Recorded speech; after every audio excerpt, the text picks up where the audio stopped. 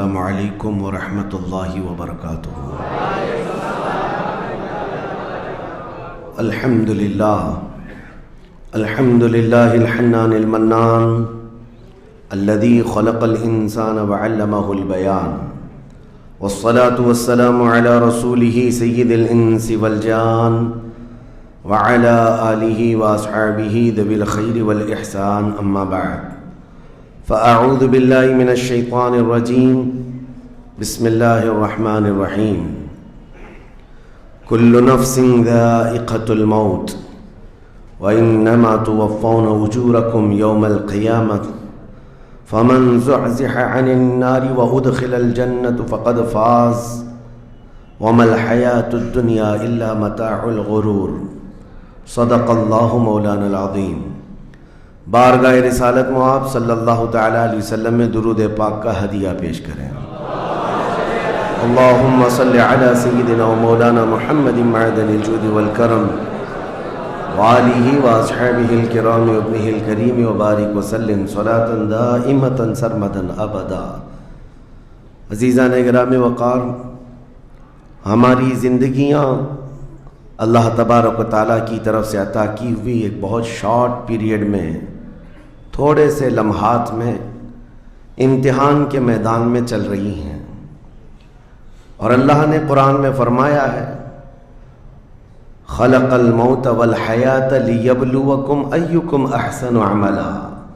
اس نے موت اور زندگی اس لیے بنائی ہے تاکہ تمہیں پہچانے، تاکہ تمہیں آزمایا جائے کہ تم میں سے اچھے عمل والا کون ہے۔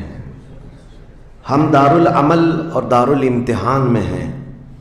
یہ زندگیاں بہت تیزی سے ہماری گزرتی چلی جائیں گی، اور وہ فرمان مخبر صادق صلی اللہ تعالیٰ علیہ وسلم آپ کے حوالے کرتا ہوں۔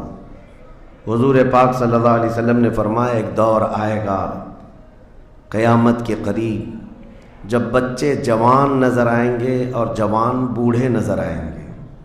یہ وہی دور ہے۔ چھوٹے سے چھوٹے بچوں کو دیکھیں، وہ جوانی کی باتیں کرتے ہیں۔ پچھلے دور میں جوانوں کو جو باتیں معلوم نہ ہوتی تھیں، وہ آج کے 5 سال 6 سال کے بچوں کو ساری چیزیں معلوم ہیں۔ یہ مکمل موبائل آپریٹ کرنے کی تعلیم ان کو ہم سے زیادہ آتی ہے۔ یہ اس قدر جوان نظر آتے ہیں، اور جو جوان ہیں وہ جوانی میں تھک چکے اور بوڑھے لگنے لگ گئے، اپنے ہاتھوں جوانی برباد کیا اور بڑھاپا ان کے چہروں پر نظر آنے لگ گیا۔ تو یہ قیامت کی وہ اس نشانی کے بارے میں جو حضور نے فرمایا تھا، وہ دور آ چکا۔ لیکن میں آپ کے سامنے ایک بات عرض کر رہا ہوں، تم بیٹھو گے تو بھی زندگی گزرے گی، لیٹو گے تو بھی گزرنی ہے، دوڑو گے تو بھی گزرنی ہے، فیصلہ تمہارے پاس ہے۔ زندگی یوں گزر جائے گی، اور پھر وعدہ الہی آ جائے گا جس کو اللہ نے فرمایا ہر نفس کو موت کا مزہ چکھنا ہے، دنیا سے جانا ہے، اور تمہارا جو کچھ بھی اجر ہے اللہ کے ہاں قیامت کے دن دیا جائے گا۔ اور پھر جو شخص دوزخ سے بچا لیا گیا اور جنت میں داخل ہوا، وہی سب سے کامیاب زندگی گزارا۔ کامیاب ہے کون؟ وہ قیامت کے دن پتہ چلے گا۔ ہمارا دوزخ سے بچ جانا اور جنت میں داخل ہو جانا، یہی کامیابی ہے۔ اور اللہ تعالیٰ فرماتا ہے وَمَا الْحَيَاةُ الدُّنْيَا إِلَّا مَتَاعُ الْغُرُورِ۔ میرے اس پورے عنوان کا یہ حصہ اہم ہے۔ اللہ فرماتا ہے اور دنیا سوائے دھوکے کے سامان کے کچھ نہیں۔ جس نے دنیا بنائی وہ خود فرما رہا ہو، جو اس کائنات کا خالق ہے وہ خود فرما رہا ہو، یہ دنیا دھوکے کے سامان کے علاوہ کچھ نہیں۔ یعنی یہاں پر انسان اکثر دھوکہ کھا جاتا ہے۔ دھوکے کا مطلب یہ نہیں ہے کسی دوست سے دھوکہ کھا رہا ہے، بلکہ وہ پوری اپنی زندگی میں دھوکہ کھایا ہوا ہے۔ جس چیز کو اسے حاصل کرنا تھا، دنیا نے اس کا منہ موڑ کر کسی اور چیز میں لگا دیا ہے۔ یہ دھوکہ نہیں ہے تو اور کیا ہے؟ میں آپ کو ایک بات بتا دوں، آپ گھر سے نکلے تھے، سامان سب باندھ کر کے دلی جا رہے تھے، اسٹیشن پر کسی نے پکڑ لیا اور کہا آؤ چلو میں تمہیں ٹرین میں بٹھا دیتا ہوں، اور اس نے تمہیں دلی کی ٹرین کی بجائے تمہیں مدراس کی چنئی کی ٹرین میں بٹھا دیا۔ بیٹھ گئے تم. مجھے بتاؤ یہ دھوکہ ہوا کہ نہیں ہوا تمہارے ساتھ؟ بہت بڑا دھوکہ ہوا کہ منزل تمہاری کہیں اور تھی، تم کہیں اور چل پڑے. دیکھنے کو ٹرین سیم دکھ رہی تھی، تم نے اس کی بات کا یقین کیا اور بیٹھ گئے، اور جب پہنچے تو پتا چلا نہیں میں تو دلی پہنچا ہی نہیں، میں چنئی آ گیا. زندگیاں اسی طرح سے گزر رہی ہیں. تم جس راستے پر چل رہے تھے اصل تمہاری منزل مدینہ طیبہ ہے، تمہارا سفر حضور پاک کے قدموں تک پہنچنا ہے، لیکن ایرا غیرہ آتا ہے اور تمہیں کسی دوسرے ٹریک پر ڈالتا ہے اور تم چل پڑتے ہو اس کی بات پر. اسی لیے قرآن نے کہا یہ دھوکے کے علاوہ کچھ نہیں ملتا یہاں پر. دنیا اور دنیا داروں پر تم کبھی بھروسہ نہ کرنا، تم اپنی منزل پر ہمیشہ توجہ رکھنا. تمہاری منزل یہ نہیں ہے. اسی لیے شاعر نے کہا تھا غلط روی سے منازل کا بعد بڑھتا ہے، مسافروں روش کارواں بدل ڈالو. تم ٹیڑے میڑے چلتے رہو گے تو منزل لمبی ہو جائے گی، فاصلہ دور ہو جائے گا. اس لیے چلنے کا طریقہ بدل ڈالو، تمہارا سفر آسان بھی ہو جائے گا اور منزل جلدی پہنچ جاؤ گے.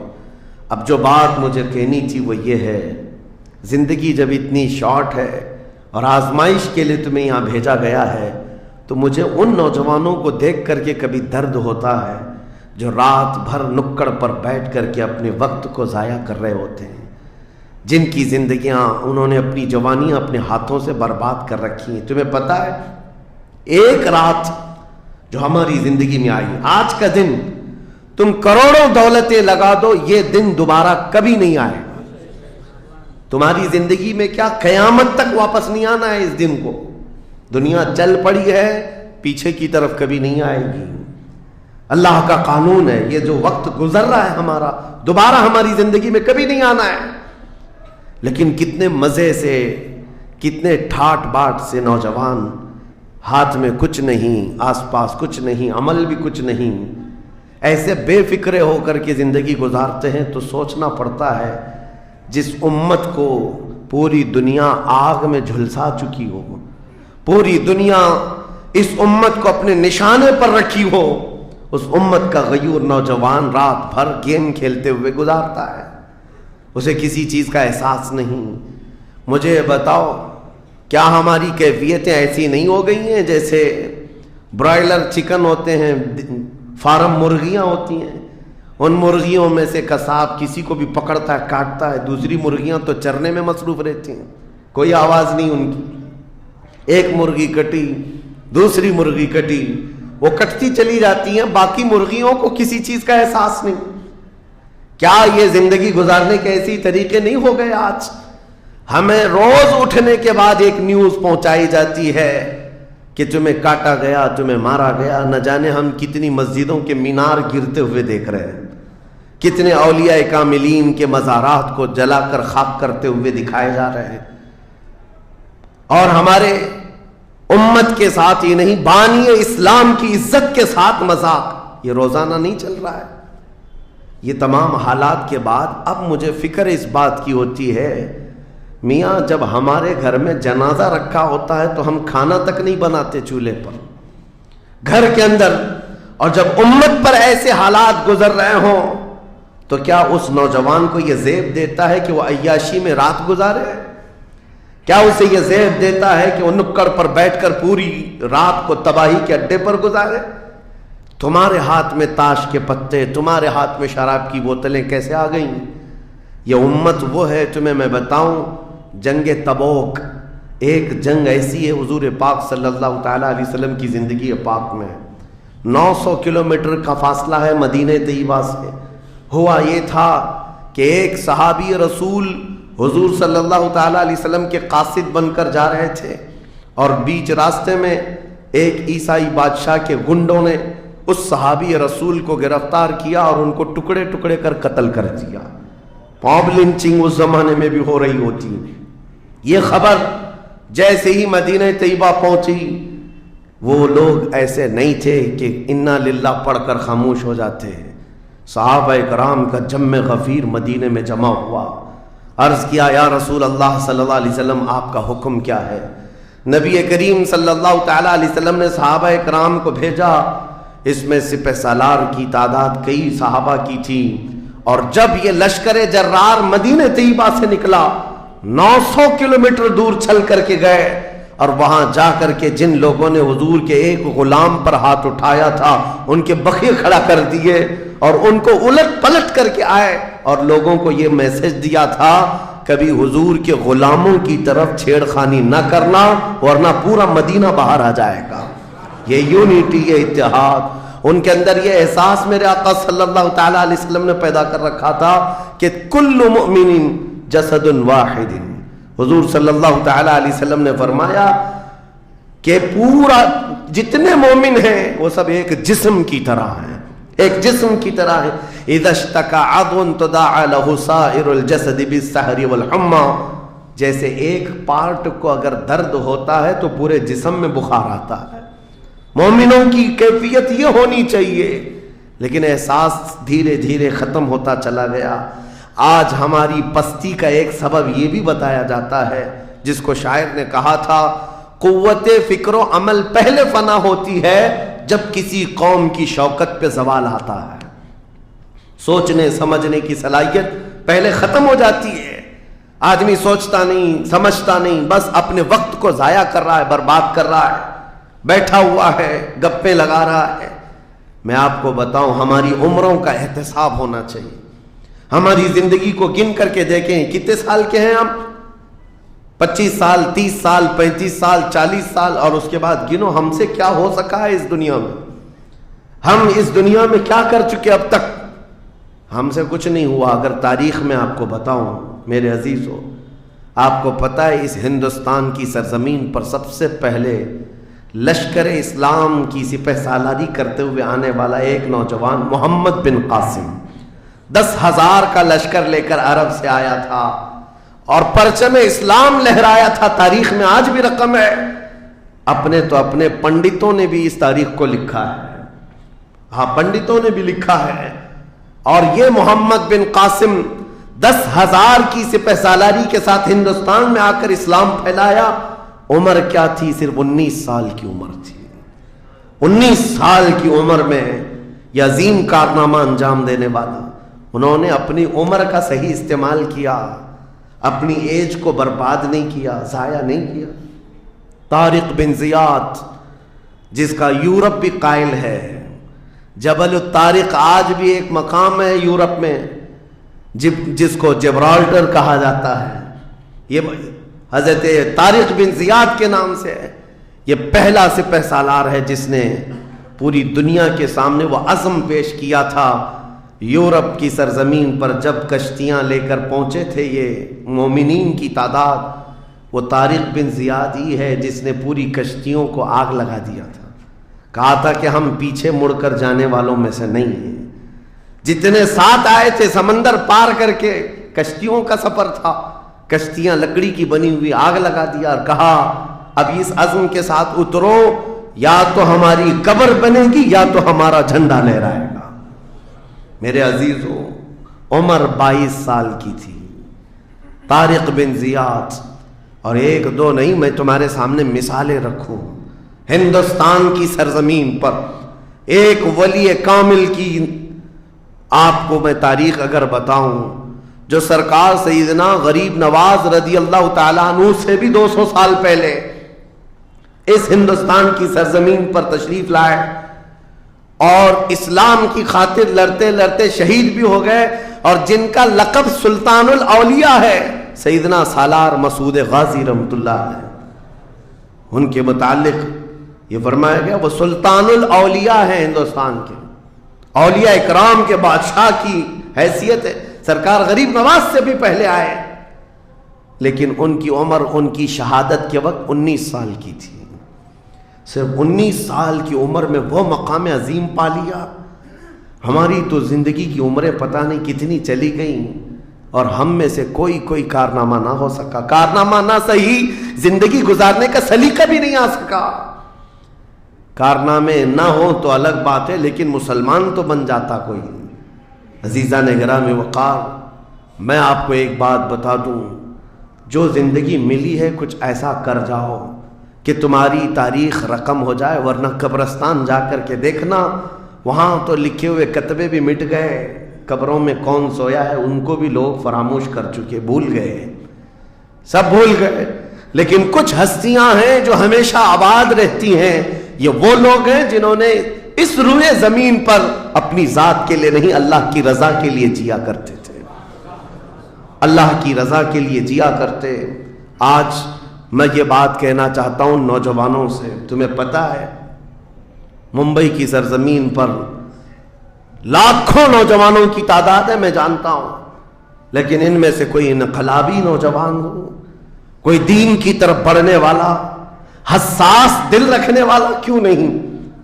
خاص طور پر آپ کے ان علاقوں میں تو نشہ اتنا عام کر دیا گیا ہے. ہم دور دراز علاقوں سے سنتے ہیں کہ مسلمانوں کی میجورٹی والے علاقے، یہاں نشہ بکتا بھی ہے، کرتے بھی ہیں، رات بھر اسی میں پڑے رہتے ہیں. کس نے اس دنیا میں تمہیں ملوث کیا ہے؟ یہ وہ قوم ہے جو قیصر و کسریٰ کو گھٹنے پر لے آئی تھی. یہ وہ قوم ہے جس نے دریائے دجلہ میں گھوڑے دوڑا دیے تھے. یہ وہ قوم ہے جس نے افریقہ کی جنگلوں میں بھی اذانیں دی تھی. یہ وہ قوم ہے جس نے یورپ کے کلیساؤں میں کلمہ توحید کو بلند کیا تھا. لیکن آج اسی قوم کی حال یہ ہے کہ دنیا ہر گھڑی ہمارے اعمال کو نشانہ بنا کر کے ہمیں ڈیگریڈ کرتی جا رہی ہے. سمجھ جاؤ میرے عزیزو، کب تک اس زندگی کا اس طرح سے چلے گا؟ کیونکہ میرے آقا صلی اللہ تعالیٰ علیہ وسلم کو آج آپ کے سامنے میں یہ بات رکھتا ہوں. حضور اکرم صلی اللہ تعالیٰ علیہ وسلم کو آپ کیا سمجھتے ہیں؟ اپنی قبر انور میں وہ زندہ ہیں؟ ہم تو سنی ہیں.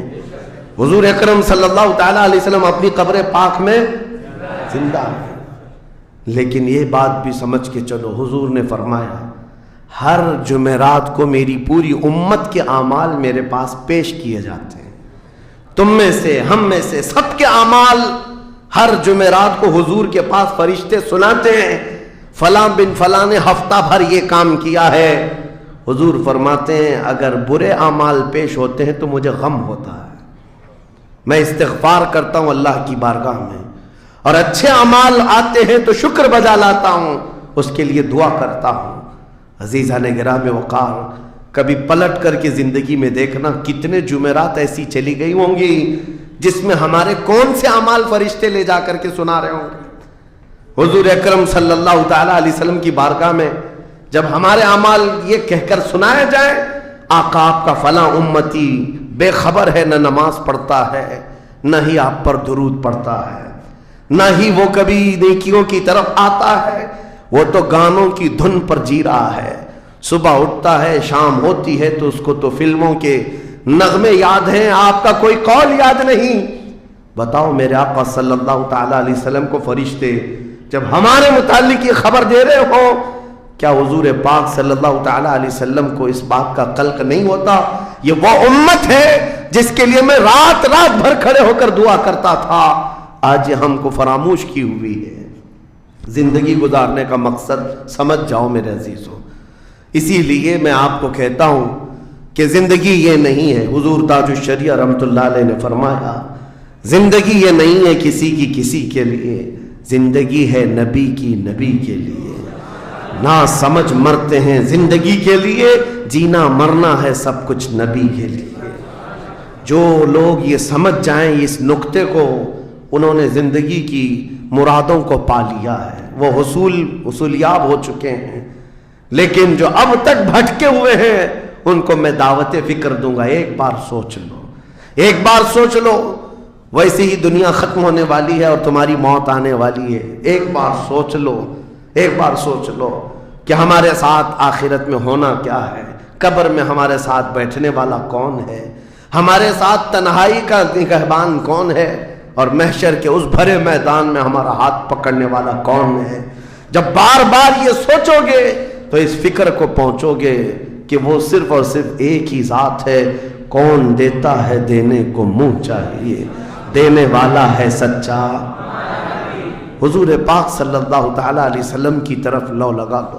اس کو جن لوگوں نے اپنی زندگی میں پہچان لیا وہ امام اہل سنت بن گئے، مجدد وقت بن گئے. اعلیٰ حضرت امام اہل سنت فاضل بریلوی رحمۃ اللہ تعالیٰ علیہ کے متعلق ایک بات میں آپ سے کہوں، وہ بڑے عالم تھے، بڑے فقیہ تھے، بڑے محدث تھے، اور بہت سارے علوم پر انہیں مہارت تامہ حاصل تھی، سب اپنی جگہ پر، لیکن یہ سارے علوم نے مل کر اعلیٰ حضرت کو اعلیٰ حضرت نہیں بنایا. ان کو اعلیٰ حضرت بنانے والی چیز حقیقت میں عشق رسول ہے. حضور پاک صلی اللہ تعالیٰ علیہ وسلم سے بے انتہا لگاؤ یہ مقام پیدا کر دیتا ہے. یہ مقام، ورنہ عالم تو بہت سارے، کتابیں لکھنے والے بھی بہت سارے، لیکن جس نے عشق کی بولی بولی دنیا اس کو پہچاننے لگ جاتی ہے، دنیا اسے پہچاننے لگ جاتی ہے. زندگی کا مقصد وہ سمجھ گئے کہ ان کی غلامی کرنے میں ہی یہاں پر عروج و ترقی ہے. اسی کو خانوادہ اعلیٰ حضرت سے ان کے پوتوں تک بھی یہ فکر پہنچی. تاج الشریعہ نے فرمایا بلحوثن سیم و زر کی بندگی اچھی نہیں، ان کے در کی بھیک اچھی، سروری اچھی نہیں. تم جو سوچ رہے ہو زندگی کے طور طریقے ایسے ہونے چاہیے، ویسے ہونے چاہیے، گزار لو جتنے دن چاہے بڑے بڑے بنگلوں میں، بڑی بڑی گاڑیوں میں، بڑی جائیدادوں میں، لیکن زندگی میں وہ عزت نہ پاؤ گے جو میرے مصطفیٰ کے قدموں میں ملے گی، جو حضور کی غلامی میں ملے گی وہ عزت نہیں پا سکتے. عزیزان گرامی وقار، نبی کریم صلی اللہ تعالیٰ علیہ وسلم کے ان صحابہ کو دیکھتے ہیں جنہوں نے زندگی کو ضائع نہیں کیا، ایک پل بھی ضائع نہیں کیا.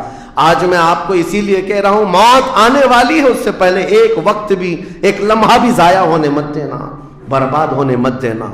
جو وقت ہے، میں مصر میں دیکھتا تھا بسوں میں بھی، اور کبھی کبھار ٹکٹ کاؤنٹر پہ جو لائن لگی رہتی تھی ایک اسٹیکر لگایا گیا تھا، اکثر جگہوں پر یہ اسٹیکر پڑھنے کو ملتا تھا، اجعلوا الانتظار فی الاستغفار. یہ جو ویٹنگ ٹائم ہے اس کو خالی کھڑے ہو کر کے مت گزارو، اتنی دیر استغفار کرو اور درود پاک تو پڑھو، وقت کو ضائع نہ کرو. تمہارے پاس اللہ نے وقت دیا، بیٹھے ہو تو پڑھو، کھڑے ہو تو پڑھو، کیونکہ یہ وقت تمہارا بربادی میں نہیں لکھا جائے گا، تمہارا یہ وقت ضائع کرنے والوں میں نہیں لکھا جائے گا. عزیزان گرامی وقار، آپ کو میں ایک بات بتا دوں، جن لوگوں نے اپنی زندگیوں میں بڑے بڑے محلات بنائے آج ان کے لیے بھی تاریخ ہے، مگر کس انداز سے، کس انداز سے.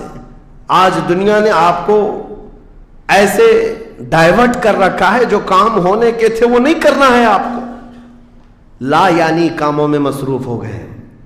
جو چیز تمہارے حصے کی تھی نہیں اس پر انرجی خرچہ کرتے رہ گئے، اور جو چیز تمہارے کام کی تھی اس کو تو بھول ہی گئے. آپ کو میں ایک بات بتا دوں، ہو سکتا ہے شاہ جہاں نے تاج محل بنایا اور پھر بادشاہ قطب الدین کے زمانے کے نشانیاں موجود ہیں، لال قلعے بن گئے، قطب مینار بن گیا، بڑی بڑی عمارتیں ہیں، لوگ اوپر سے نیچے دیکھنے کے لیے آتے ہیں. لیکن میں یہ کہتا ہوں یہ کوئی کمال کی چیزیں تھی نہیں، کمال کی چیزیں تھی نہیں. لاکھوں لوگوں کی محنتیں بھی لگی، پیسہ بھی لگا، اور بڑی عمارتیں کھڑی کر کے چلے گئے.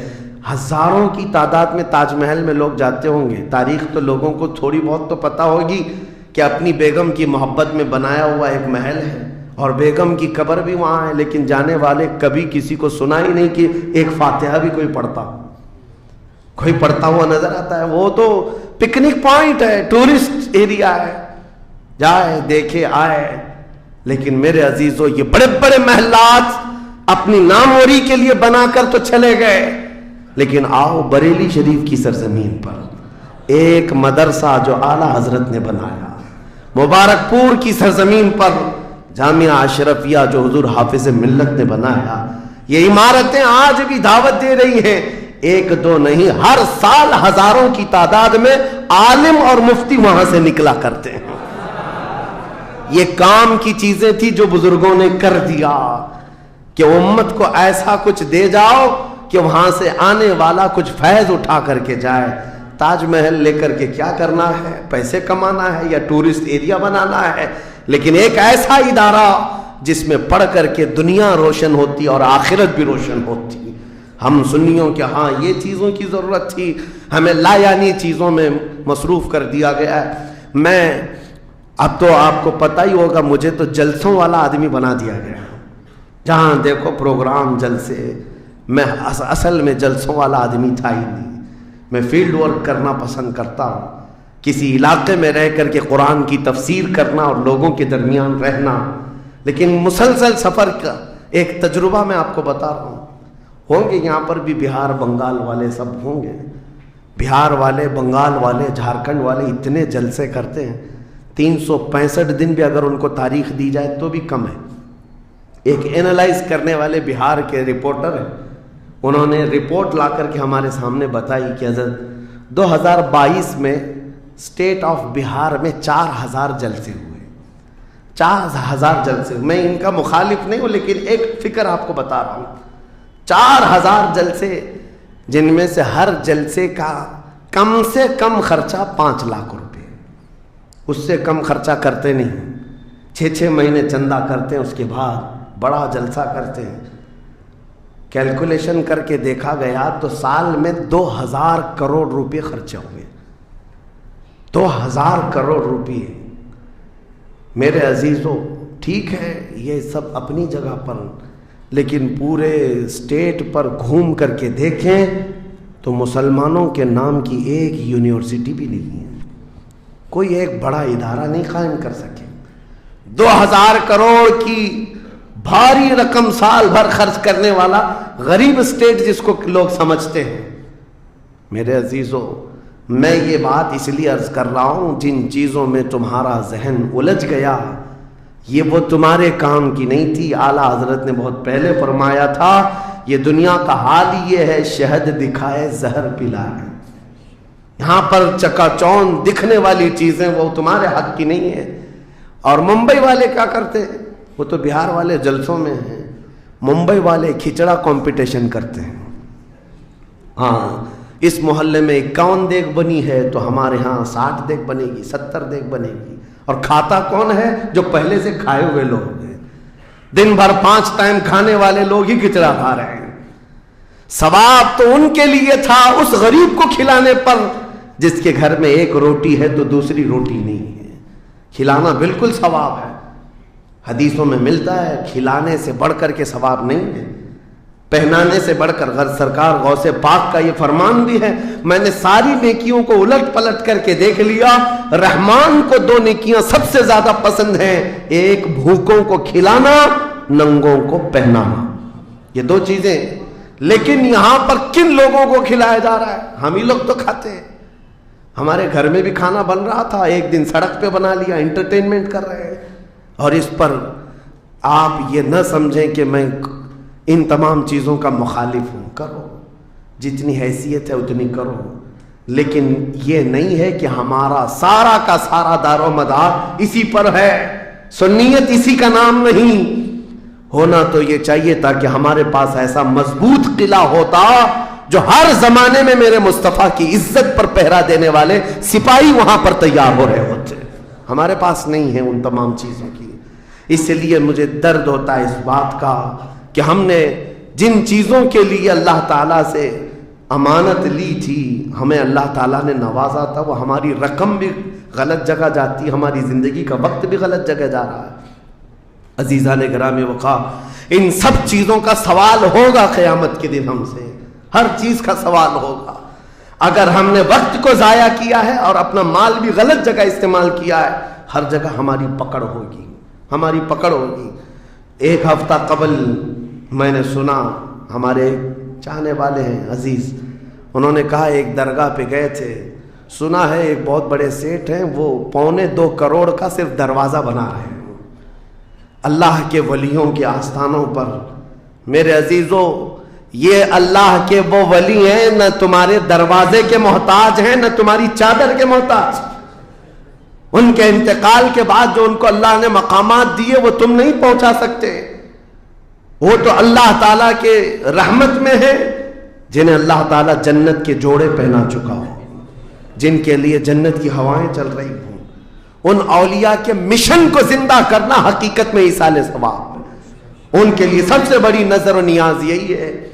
ماررہ مطہرہ میں حاضر تھا، بڑی خوشی ہوئی، صاحب سجادہ نے بڑھ کر کے یہ اعلان کیا تھا، آنے والے زائرین جتنے سنی آتے ہیں، ہم ان سب سے کہتے ہیں کہ ہمارے اولیاء جتنے یہاں آرام کر رہے ہیں، ان اولیاء کو جو چادریں ڈالنی تھی وہ ہم ڈال چکے، تمہاری طرف سے اب کسی چادر کے لانے کی ضرورت نہیں، اور اگر لانا ہی چاہتے ہو ایک دوپٹہ لے جاؤ اور غریب بہن کے سر پر اڑا دو۔ یہ پیغامات تھے خانقاہوں کے، حقیقت میں یہی امت کا کام ہے۔ عزیزان گرامی وقار، لا یعنی کاموں میں پڑھ کر کے ہمارا وقت جو برباد ہوا اس کی تلافی مشکل ہے، بہت مشکل ہے۔ اس لیے میں صرف یہ میسج دینا چاہوں گا کہ زندگی کے اس پوائنٹ پر آج ہم آ چکے ہیں جہاں آندھیاں، طوفان، ہر طرح سے ایک بہت بڑی آزمائش میں ہم گرفتار ہیں۔ کن کن چیزوں کا علاج کیا جائے سمجھ میں نہیں آتا۔ کبھی کبھار میں بیٹھ کر سوچتا ہوں گھر میں اگر گیس کا پائپ بھی لیک ہو گیا، آگ بھی لگی ہے، پانی کا پورا فوارہ بھی آ رہا ہو، کچرا بھی گرا ہو، تو آدمی سوچنے لگ جاتا ہے کس چیز کو روکوں، پانی کو روکوں، گیس کو روکوں، آگ کو روکوں، کچرا اٹھاؤں، کیا کروں سمجھ میں نہیں آتا۔ یہ حالات آج ہمارے ساتھ ایسی ہو گئے، ہم کن کن چیزوں کا مقابلہ کریں سمجھ میں نہیں آتا۔ اور پھر اس پر مزید جب ہم اپنی قوم کی طرف دیکھتے ہیں، یہ تو گیم چلاتے ہوئے مزے سے بیٹھے ہوئے ہیں، ایسا لگتا ہے انہیں کسی چیز کی فکر ہی نہیں۔ شاعر نے کہا تھا جگہ جگہ کے تھک چکے ہیں تمہیں یہ ہنگامے، نشاط لذت خواب گرام بدل ڈالو، اٹھو وہ گرنا حشر نہ ہوگا پھر کبھی، دوڑو کہ زمانہ چال اپنی چل گیا۔ میرے عزیزوں، بس وقت کا احساس تمہارے اندر آ جائے، ضائع نہ کرو۔ میرے آقا صلی اللہ تعالیٰ علیہ وسلم کی ایک بات میں تمہیں بتا دیتا ہوں۔ آپ یہ سوچتے ہیں بہت سارے نوجوان خالی فالتو اسی لیے بیٹھے ہوئے، میرے سٹیٹس کے مطابق کام نہیں ملتا، میرے سٹینڈرڈ کے مطابق مجھے کام نہیں ملتا، برباد کیے جا رہے ہیں اپنی زندگی اور لوگوں پر بوجھ بنے ہوئے ہیں۔ میں ان کے بارے میں بتاتا ہوں۔ سید الانبیاء رسول مختار صلی اللہ تعالیٰ علیہ وسلم اگر وہ چاہیں تو روزانہ ان کے گھر جنت کا دسترخوان اترے، اگر وہ چاہیں تو سونے اور چاندی کے محلات میں زندگی گزاریں، لیکن جانتے ہو نبی کریم صلی اللہ علیہ وسلم ایک دن سیدہ فاطمہ الزہرا کے گھر آئے، دیکھا حسنین کریمین تاک میں دبکے ہوئے بیٹھے، پیٹ پیٹ سے لگا ہوا ہے، آنکھیں اندر ہیں، حضرت فاطمہ بھی بیٹھی ہوئی، آواز کسی کی نہیں۔ حضور رحمت عالم صلی اللہ علیہ وسلم نے پوچھا فاطمہ کیا حال ہے، گھر میں خاموشی کیوں ہے؟ سیدہ کائنات نے کہا ابا جان پچھلے 4 دن سے ہمارے گھر میں کوئی کھانا نہیں۔ حضور پاک صلی اللہ تعالیٰ علیہ وسلم نے یہ نہیں فرمایا کہ ابھی بلاتا ہوں جبرائیل کو، ابھی دسترخوان لاؤ، ابھی میرے گھر کے کھانے کے انتظامات کرو۔ چاہتے تو حضور آرڈر دے دیتے، ساری نعمتیں آ جاتی، لیکن حضور نے کیا فرمایا سنو۔ فاطمہ الزہرا سلام اللہ علیہا سے کہتے فاطمہ انتظار کرو، تمہارا بابا جائے گا، یعنی خود اپنے بارے میں کہتے ہیں میں جاتا ہوں، دیکھتا ہوں کوئی مزدوری مل جائے، میں کام کر کے اپنے بچوں کو کھانا لے کر کے آؤں گا، کام کر کے کھانا لاؤں گا، مانگ کر کے نہیں۔ حضور رحمت عالم صلی اللہ تعالیٰ علیہ وسلم جو سید الانبیاء ہیں، جن کے قدموں کا بوسہ جبرائیل امین لیتے ہوں، وہ چل کر کے مدینے کے باہر آئے، گرمی کی تپش الگ ہے، دھوپ ہے، باہر آئے، ایک باغیچہ تھا جس میں مالی کام کر رہا تھا، باغبان۔ حضور رحمت عالم صلی اللہ علیہ وسلم اس کے پاس جا کر پوچھتے ہیں تیرے باغیچے میں کوئی کام کرنے کے لیے ہے، کام مل سکتا ہے؟ اس نے کہا ہاں کام مل سکتا ہے، آؤ میرے باغیچے میں کنواں ہے، ڈول ڈالو، پانی اٹھاؤ، ایک درخت کو پانی ڈال دینا، بدلے میں 2 کھجوریں دوں گا، اجرت صرف 2 کھجوریں۔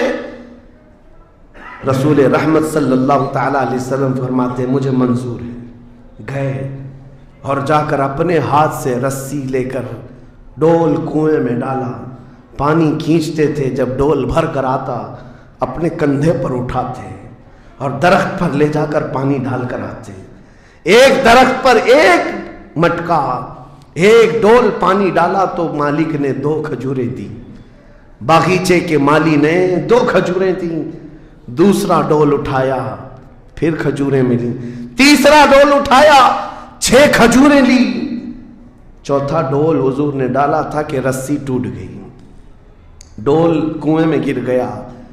बागीचे का मालिक ये देखता है, वो पहचानता नहीं था, गुस्से में आते ही सीधे हुजूर पर हाथ उठा दिया, कहा कि तुम्हें काम नहीं आता, मेरी रस्सी तोड़ दिया। रसूल करीम सल्लल्लाहु ताला अलैहि वसल्लम ने पलट कर कुछ नहीं कहा। वो रहमत आलम सल्लल्लाहु ताला अलैहि वसल्लम थे। वो 6 खजूरें लेकर के वापस मदीने आए। कहा फातिमा कहाँ है बच्चे, कहाँ है? यही 6 खजूरें हुजूर ने लाकर अपने मुंह से चबाकर उन बच्चों के मुंह में डाला और कहा आज तक रुए जमीन पर कोई नबी ऐसा नहीं आया, 1,24,000 कमोबेश नबियों में हर नबी ने अपने हाथों की कमाई खाई है, अपने अमल की कमाई खाई है।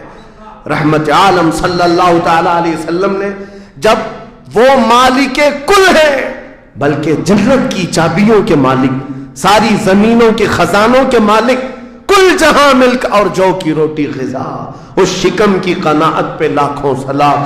वो लंबे लंबे हाथों से भीख देने वाले आका, सब कुछ होने के बावजूद अगर किसी एक बागीचे में डोल उठाकर पानी भरते हो तो इसीलिए नहीं कि उनके यहां कोई मजबूरी थी, बल्कि उम्मत को यह दर्स देना था, ए उम्मत के गयूर नौजवानों, तुम कभी खाली न बैठना, मुझे देखना और अमल करते रहना, और अल्लाह ताला तुम्हें दरवाजे रिस्क के जरूर खोले।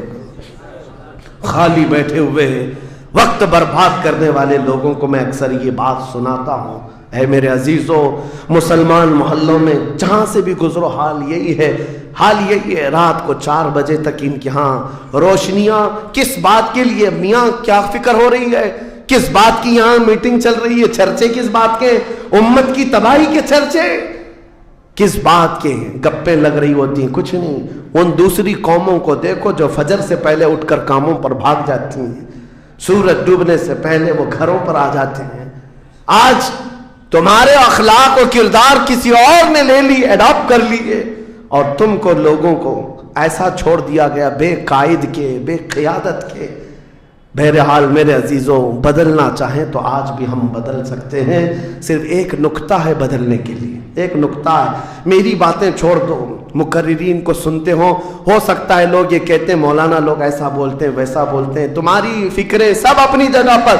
मेरे अजीजों, मैं तो बहुत निकम्मा आदमी हूं, मैं तो एक छोटा तालिब इल्म भी नहीं हूं, जहालत मेरे अंदर भी है, लेकिन मैं आपको ये कहना चाहता हूं, अगर दिल के अंदर हलचल मच सकती है, इनकलाब लाने की फिक्र आ सकती है, तो इधर उधर की बातें छोड़ो, आमिना के लाल की तरफ देखो, हुजूर अकरम सल्लल्लाहु ताला अलैहि वसल्लम की तरफ तुम्हारा दिल मुतवज्जे हो गया तो मैं कहता हूं तुम्हारी धड़कनें तेज हो जाएंगी, तुम बदल लोगे अपनी जिंदगी को, और उसके बाद एक दिन आएगा फिर तुम ये पुकार कर कहोगे जो बरेली वाले ने कहा था, या रसूल अल्लाह, दहन में जुबान तुम्हारे लिए, बदन में है जान तुम्हारे लिए, हम आए यहां तुम्हारे लिए, उठे भी वहां हुजूर के लिए। जीने का सलीका मिल जाएगा, लेकिन शर्त सिर्फ इतनी है, आज से एक वजीफा दे करके जा रहा हूं। जुमा को पहले भी मैंने एक बार कहा था, जब भी जुमा आए घर पर अब जाते हैं, घरों में अच्छा खाना बनता है, मेरे अजीज अपने बच्चों को ले लो, बैठ जाओ दस्तरखान पर, लेकिन घर में ये कानून लगा देना, बीवी भी बैठे, माँ भी बैठे, बहन भी बैठे, बच्चे भी बैठे, जिसके घर में जितने लोग हो दस्तरखान पर बैठे, उस वक्त तक हम लुकमा नहीं उठाएंगे जब तक 100 मरतबा मेरे मुस्तफा पर दुरूद न पढ़ ले। हुजूर सल्लल्लाहु ताला अलैहि वसल्लम को याद करने का माहौल घरों में आ जाए, फिर देखना जिंदगी की बहारें तुम अपनी जिंदगी में देख लोगे। हर गली में इंशाअल्लाह अज़ीज़ ये माहौल बन जाए, फिर कोई बाहर से आया हुआ अजनबी तुम्हारे मोहल्ला में आकर कहेगा ये मुंबई का मोहल्ला नहीं, मदीने की गली नजर आती है, यहाँ से खुशबुएं मुस्तफा नजर आती है। हमारी औरतों के अंदर, हमारी बच्चियों के अंदर पर्दे की पाबंदियां हमारी तकरीरों से नहीं, हुजूर की मोहब्बत से आ सकती है। नौजवानों के अंदर नशा से नफरत तकरीरों से कम, लेकिन मेरे मुस्तफा की मोहब्बत से आ सकती है, क्योंकि हदीसों में हमने पढ़ा है वो मदीने के लोग जो 50-50 साल पुरानी शराब पीते थे, एक फरमाने मुस्तफा क्या आया, उन्होंने अपने पुराने मटके तक तोड़ डाले, लबों तक लगी हुई शराब को पटक दिया, کہ اب نہیں، اس لیے کہ مخبر صادق نے فرما دیا ہے، رحمت عالم نے فرما دیا ہے، یہ محبت کا تقاضا تمہیں ہر برائی سے دور لے آئے گا۔ اسی کو اقبال نے کہا تھا کہ محمد سے وفا تمہیں تو ہم تیرے ہیں، یہ جہاں چیز ہے کیا لوح و قلم تیرے، ہر چیز کا علاج اس میں مضمر ہے، ہر چیز کا علاج اس میں پوشیدہ ہے۔ سچ کہا کرتے تھے بچپن میں جو شاعر ہم سنتے آتے تھے، ہر درد کی دوا ہے صلی علی محمد، تعویذ ہر بلا ہے صلی علی محمد۔ حضور کا نام پاک ہر درد کے لیے دوا بھی ہے، شفا بھی ہے، اور بیماریوں سے چھٹکارے کے لیے کنسنٹریشن، ایک جگہ توجہ مرکوز کر لو۔ آج سے اپنے دل میں یہ احساس پیدا کرو میں اس کا نہیں ہوں، لوگوں نے مجھے بنا رکھا ہے، یا اس کا فین ہے، اس کا فین ہے، نہیں۔ بیدم وارسی کو پڑھو، کیا کہتے تھے اللہ والے میرے عزیزوں، کہتے ہیں بارگاہ مصطفیٰ میں یوں عرض کرتے ہیں، سگے طیبہ سب کہہ کے پکارے بیدم، یہی رکھیو میری پہچان مدینے والے۔ یہ دعا کرتے تھے بیدم وارسی کہ اے اللہ کے نبی، اے مدینے کے تاجدار، ساری دنیا مجھے میرے باپ کے نام سے نہیں، مدینے کا کتا کہہ کر کے پہچانا کرے۔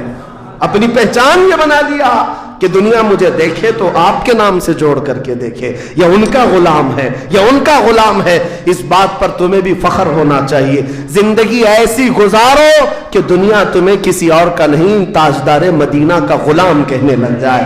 لیکن لوگوں کو آج تکلیف ہوتی ہے، تم تو اپنا سب کچھ بدلنے لگ گئے، داڑھی بھی نکال دو، ٹوپی بھی نکال دو، سیکولر بن کر کے گھومو تاکہ کوئی پہچان نہ پائے، تم خود پہچان نکالنا چاہتے ہو۔ میرے عزیزو، فخر کے ساتھ میں کہتا ہوں، آج ظالموں کو چوٹی رکھنے میں شرم نہیں آتی تو تمہیں حضور کی داڑھی رکھنے میں کیا شرم آئے گی؟ فخر سے کہو دنیا میں میری داڑھی، میری ٹوپی یہ میرا عمل نہیں ہے۔ دنیا اگر ننگا گھومنے پر فخر کرتی ہے تو میں آمنہ کے لال کے اخلاق پر فخر کرتا ہوں۔ فخر ہونا چاہیے کہ نہیں ہونا چاہیے؟ زندگی گزارنے کے طور طریقے یہ ہیں، ہم بہت جلدی حضور کے پاس جانے والے ہیں، بہت جلدی قبروں میں ان کی زیارت کرنے والے ہیں، بہت جلدی ہماری آنکھیں بند ہوں گی اور قبر میں لے جایا جائے گا اور وہاں پر حضور کا دیدار ہونا ہے۔ عقیدہ ہے یا نہیں؟ حضور کا دیدار ہونا ہے۔ تو میرے عزیزو، آج جمعہ کے لیے آتے ہو تو کپڑے بدل کے آ جاتے ہو، عطر لگا کے آ جاتے ہو، سرما لگا کے آتے ہو۔ زندگی ایسی گزارو جس دن ملک الموت بلائے چلو چلنا ہے حضور کے پاس تو تیار رہو، وہ چہرہ لے کر جانا ہے جو حضور کو دکھانا ہے، جو حضور کو دکھانا ہے۔ سنی تو وہ ہے جو مرنے سے بھی نہیں ڈرتا اور یہ کہتا ہے کہ قبر میں جانے کے بعد بھی فرشتوں سے ہم یہی کہیں گے، اب تو پائے ناز سے اے فرشتوں کیوں اٹھو، مر کے پہنچا ہوں یہاں اس دل ربا کے واسطے، مر کے پہنچا ہوں یہاں اس دل ربا کے واسطے۔ حضور کے لیے جینے والا کبھی موت سے بھی نہیں بھاگتا، ڈرتا نہیں ہے۔ موت ان کے لیے حادثہ ہے جن کو جلنا ہے، جلنا ہے، جلنا ہے۔ ہمارے لیے حادثہ نہیں ہے۔ ہمارا عقیدہ یہ ہے، ہم ادھر آنکھیں بند کریں گے، ادھر زیارت مصطفیٰ ہوگی، حضور اکرم صلی اللہ علیہ وسلم کی رحمت میں جائیں گے۔ موت سے ڈرو مت، بھاگو مت۔ میرے عزیزوں، کسی انجان جگہ جا رہے ہو تو ڈرنا چاہیے۔ ہمارا ماننا یہ ہے جس دن ہم جائیں گے حضور بھی ہوں گے، صحابہ بھی ہوں گے، غوث و خواجہ بھی ہوں گے۔ انشاءاللہ العزیز زندگی ایسی گزارو کہ ان اکابرین کی جماعت میں ہم جائیں گے اور میرے آقا صلی اللہ تعالیٰ علیہ وسلم ہمیں قبول کر لیں گے۔ حضور تاج الشریعہ رحمت اللہ تعالیٰ علیہ اپنے جانے سے پہلے یہ فرما کر کے گئے اپنے ایک نعتیہ دیوان میں، یا رسول اللہ میں مروں تو میرے آقا یہ ملائکہ سے کہنا اسے کوئی مت جگانا، ابھی آنکھ لگ گئی ہے، ابھی آنکھ لگ گئی ہے۔ اللہ کریم ہمیں وہ زندگی عطا فرمائے جو دنیا کی تھکن سے چور ہو کر جب آخرت کے سفر پر جائے تو میرے آقا کی رحمت والی جھولیاں ہمیں سامنے نظر آئے، میرے آقا کا حسین چہرہ پاک ہمارے قبروں میں نظر آئے۔ اللہ کریم ہم سب کو زندگی ضائع کرنے سے محفوظ فرما دے، ہمیں کام والا بنائے، نفع والا بنائے، ہر طرح سے مولا امت مصطفیٰ کا حق ادا کرنے والا نوجوان بنائے، اور قیامت کے دن مولا کریم ہمارا حشر مصطفیٰ کریم کے صحابہ کے ساتھ فرمائے، ان کے جھنڈے تلے ہم سب کو مولا تعالیٰ ایک ساتھ جمع فرمائے۔ دعا یہ کرتے ہیں सबा वो चले कि बाग फले, वो दिन वो फूल खिले कि दिन हो भले, लिवा के तले सना में खुले रजा की जुबान तुम्हारे लिए, लिवा के तले सना में खुले हम सब की जुबान या रसूल अल्लाह तुम्हारे लिए। व आखिर दावाना अनिल हम्दुलिल्लाहि रब्बिल आलमीन। अस्सलामु अलैकुम।